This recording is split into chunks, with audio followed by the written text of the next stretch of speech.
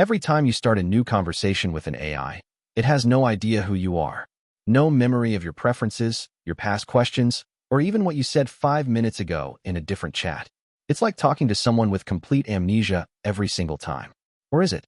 Today, we're going to explore how AI memory actually works, the clever tricks engineers use to give AI systems the illusion of memory, and the emerging technologies that might finally give machines something closer to true recall. Let's start with the most fundamental concept, the context window. Think of it as the AI's short-term working memory. When you chat with a model like GPT-4 or Claude, everything it can see exists within this window. The context window is measured in tokens, which are roughly 3/4 of a word each.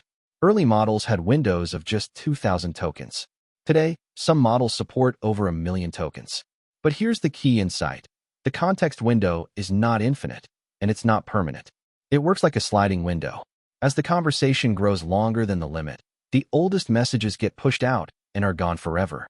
The model uses something called attention, a mechanism that lets it figure out which parts of the context are relevant to the current question. But attention has limits. Even within a large window, the model pays less attention to information buried in the middle compared to the beginning or end. This is called the lost-in-the-middle problem.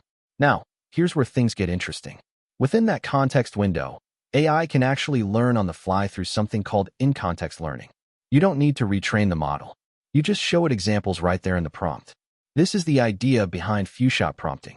Want the AI to respond in a specific format? Show it 3 examples of that format. Want it to classify sentiment? Give it 5 labeled examples. The model picks up the pattern and applies it to new inputs. This is powerful because it requires zero training, zero infrastructure changes, and works immediately. The limitation?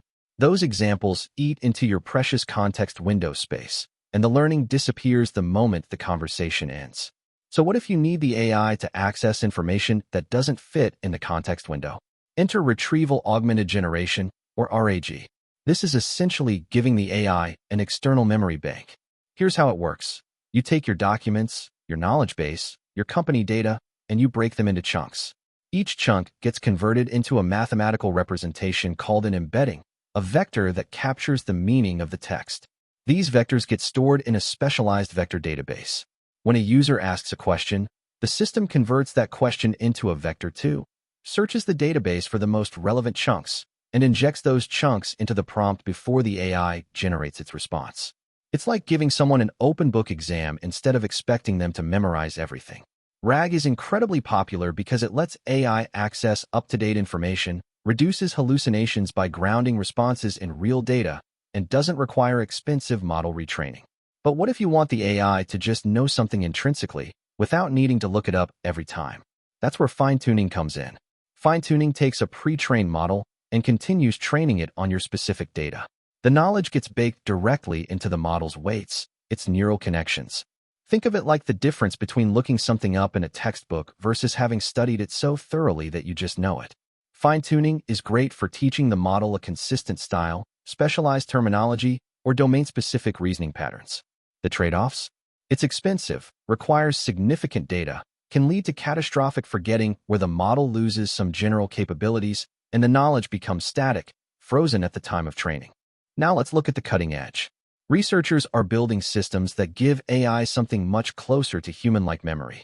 One approach, inspired by the MemGPT architecture, treats the AI's context window like an operating system treats RAM.